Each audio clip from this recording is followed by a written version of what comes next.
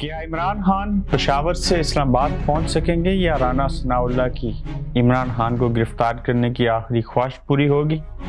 शेख रशीद बेगैरत ठहरे, सहाफ़ियों ने माफ़िया मांगनी शुरू कर दी, सियासी अनापरस्ती मुल्क को ख़तरनाक तरीन सूरत हाल की तरफ धकेल सकती है। आखिर ये सारा माजरा है क्या? ये कैसे सुलझेगा? धरना होगा या नहीं? आज इसके ऊपर बात करेंगे। अस्सलाम वालेकुम, आप देख रहे हैं गोरख धंधा। अबरार कुरैशी आपसे मुखातिब हूँ। पाकिस्तान की तारीख शायद है कि हमारे मुल्क के अंदर हमेशा सियासी अदम इस्तेकाम रहा। जो भी हुकूमत आई, नवाज शरीफ साहब ने जरदारी लोगों को जेलों में डाला। ये आए तो इन्होंने नवाज शरीफ नून लीग के ऊपर मुकदमात बनाए।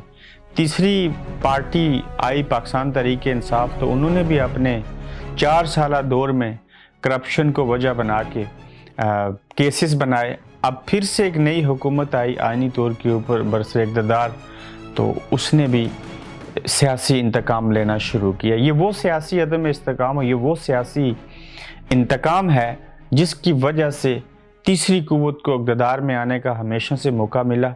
और हमारे मुल्क की माशी बदहाली की वजह सियासतदान हैं और उनका एक दूसरे के ऊपर शक करना, एक दूसरे को गालम गलोच करना और फिर झूठे इल्ज़ामात या सच्चे इल्ज़ामात लगाने, और बिलाखिर उसका नतीजा कुछ भी नहीं निकलता। कल 25 मई है, इमरान खान पेशावर में क़याम पजीर हैं। वो वहाँ से इस्लामाबाद आएंगे, धरना देना चाहते हैं। कहा गया मिलियंस लोग आएंगे। उनको रोकने के लिए और उनके पार्टीज़ के बाकी रहनुमाओं को रोकने के लिए सहाफ़ी जो थे उनके ऊपर भी FIRs की गई, मुकदमात बनाए गए, घरों में छापे मारे जा रहे हैं PTI के जो ज़िम्मेदारान हैं, और कहा यह जा रहा है कि इमरान खान को शायद ही पेशावर से इस्लामाबाद ना पहुंचने दिया जाए। ऊपर से मौजूदा वज़ीर दाखिला डसे हुए हैं शेख रशीद साबिक़ वज़ीर दाखिला के, पाकिस्तान तहरीक इंसाफ की साबिक़ा हुकूमत के, वो अपने बदले लेना चाहते हैं। और उनके बाकौल उनकी ये बहुत बड़ी ख्वाहिश है कि मैं इमरान खान को गिरफ़्तार करूं और चंद दिन जो है वो जेल में रखूं। दबे लफ्ज़ों में, वाज़ेह लफ्ज़ों में राना सनाउल्लाह ने यह भी कह दिया कि शेख रशीद जो है वो एक बेगैरत इंसान है। ये किस सेंस में उन्होंने कहा? इन दोनों के आपस में ज़ाती बुग़्ज़ व अनात भी हो सकती है। यहाँ कोई वज़ीर दाखिला की हैसियत नहीं, यहाँ कोई हुकूमती ढांचा नहीं, यहाँ कोई क़वाइद व ज़वाबित नहीं। ये अनापरस्ती है। अनापरस्ती क्या है कि पाकिस्तान तहरीक इंसाफ ये चाहती है कि मुल्क में नए इंतखाबात करवाए जाएँ। इमरान खान ये चाहते हैं कि असम्बलियाँ तहलील कर दी जाएँ। इससे कबल हुकूमत खुद ये चाहती थी कि हम जिस बंवर में, जिस गोरख धंधा में फंस गए हैं, इसका बेहतरीन और मुनासिब हाल यही है कि तमाम पार्टी जो PDM के अंदर शामिल हैं वो मुशावरत करें और मुल्क के अंदर नए इंतखाबात करवाएं।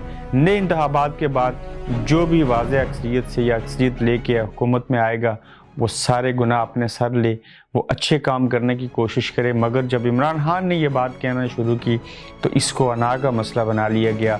जो खुद चाहते थे कि इलेक्शन हो, वो अब चाहते हैं कि इमरान खान के कहने के ऊपर नहीं होना चाहिए, नहीं बात सुनी जाएगी। और इसको मैं सियासी अनापरस्ती कहता हूँ। ये सियासी अनापरस्ती, ज़ाती बुग़्ज़ व अनात, पाकिस्तान का हुकूमती निज़ाम, इंतज़ामी निज़ाम ये कैसे आगे बढ़ेगा? इमरान खान को गिरफ़्तार करना यकीनन करोड़ों लोगों को गिरफ़्तार करने के मुतरादिफ होगा। अब ये देखना होगा कि कल इमरान खान कैसे इस्लामाबाद पहुंच सकते हैं, जिस इस्लामाबाद को जुड़वां शहर को सील करके रख दिया गया। अगर यहाँ पे कंटेनर्स लगे हैं, लोगों की पकड़ दकड़ हो रही है, लोगों को गिरफ़्तार करके जेलों में डालने की कोशिश हो रही है, तो फिर ये हालात यकीनन उस डगर की तरफ जाएंगे जो सियासी इंतकाम से शुरू होंगे और मुल्क के स्टॉक एक्सचेंज के ऊपर असरअंदाज होंगे। इसका बराह रास्त जो नुकसान होगा मुल्क और कौम के ऊपर ये पड़ेगा।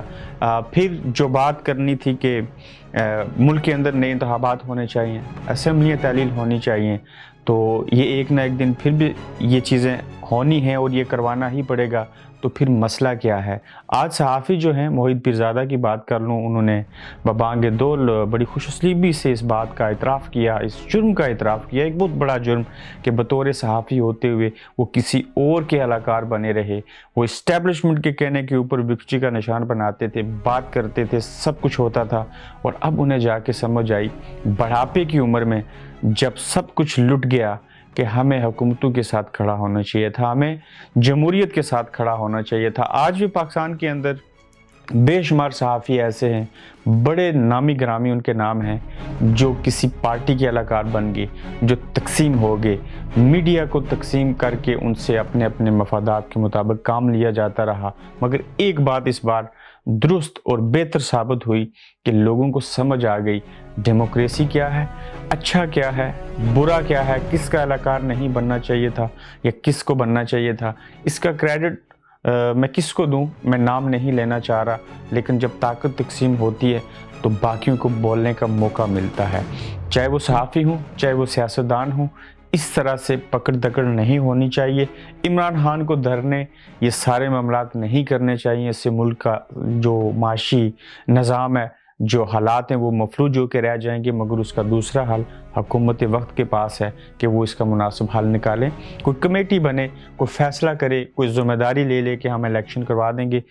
سارا معاملہ رفع دفع ہو سکتا ہے. پھر سانپ بھی مر جائے گا, لاٹھی بھی بچ جائے گی. مگر اس پاکستان کے سیاسی گورکھ دندہ میں ایسا کون شخص ہے اعلیٰ فہم و فراست والا جو اناپ پرستی کی سیاست سے باہر نکلے اور کوئی اچھا کام کریں جس میں ملک اور قوم کا فائدہ ہو.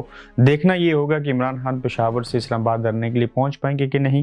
اگر وہ پہنچ آتے ہیں, ایسا کرنے کی کوشش وہ ضرور کریں گے, پھر حکومت ان کے ساتھ کیسے پیش آئے گی. کیا ملک میں کوئی خانہ جنگی کی صورتحال ہوتی ہوئی دکھائی دے رہی ہے؟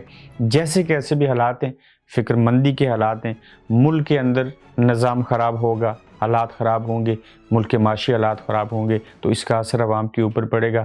آپ اپنی رائے دیجئے, اس سارے معاملے میں کون صحیح ہے, کون غلط ہے, ہونا کیا چاہیے, آپ کیا چاہتے ہیں. اپنا خیال رکھیے. اللہ حافظ. آپ دیکھ رہے ہیں گورکھ دھندا ابرار قریشی کے ساتھ.